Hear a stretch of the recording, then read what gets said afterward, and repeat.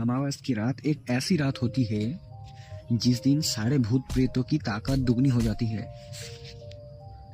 ये कहानी भी कुछ ऐसी ही है। जय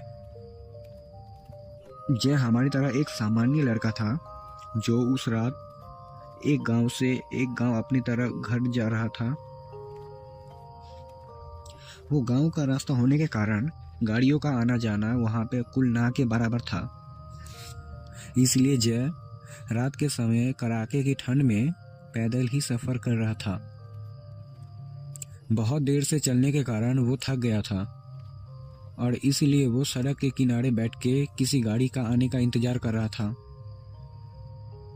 लेकिन कुछ देर बाद ही जय को एक नन्हे बच्चे की रोने की आवाज़ सुनाई देती है और जय सोच में पड़ गया कि इतने सुनसान रास्ते पे ये बच्चे की रोने की आवाज़ आखिर आ कहाँ से रही है। तभी उसने पीछे मुड़कर देखा कि उसके पीछे एक पुराना सा घर था और वो आवाज़ वही कहीं से आ रही थी। सड़क से कुछ ही दूरी पर ही वो घर था। उस वीरान जगह पे जैसे चीख चीख के जय को अपने पास बुला रहा है। जय उस घर की ओर चलने लगा। जैसे जैसे वो नजदीक जा रहा था रोने की आवाज और भी तेज हो गई। जय अब दरवाजे तक पहुंचने लगा। उसने जैसे ही दरवाजा खटखटाने के लिए अपना हाथ आगे बढ़ाया, दरवाजा अपने आप खुल गया।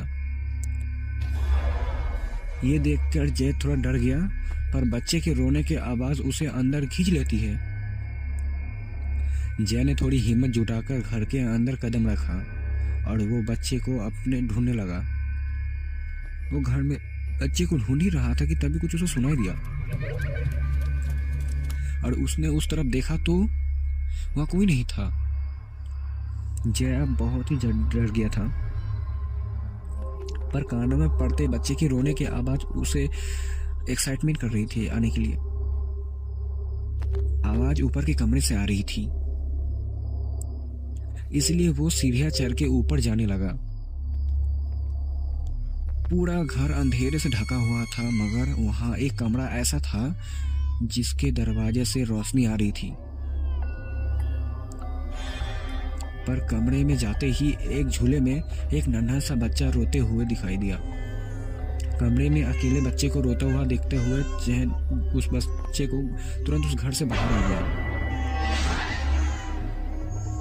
जय अभी भी बहुत डरा हुआ था, इसलिए उस बच्चे को चलने की गति बढ़ा दी। जय आगे आगे बढ़ते रहा, मगर कोई उसे आवाज उसे पीछे से पुकार रही है, पर जय ने पीछे मुड़कर नहीं देखा और वो बढ़ता चला गया। थोड़ी दूर चलते ही उसे अचानक महसूस हुआ कि बच्चे के ना ही कोई आवाज है ना ही कोई हरकत कर रहा है। इसलिए जय ने ढका हुआ बच्चे का चेहरा देखने के लिए कपड़ा हटाया। डर के कारण बच्चे को वहां से फेंक दिया और वहां से भागना चाहा, पर वहां जैसे वो पत्थर की तरह जंप से गया। तुमने मुझे उस श्रापित घर से तो आजाद कर दिया, अब तुम्हें मुझसे कौन बचाएगा। और इसी तरह से ये सिलसिला चलता रहा। वो भूत उस घर में अकेले जा तो सकता था, मगर उसे बाहर आने के लिए किसी की मदद लेनी पड़ती है, और जो भी उसकी मदद करता वो उसे मार देता।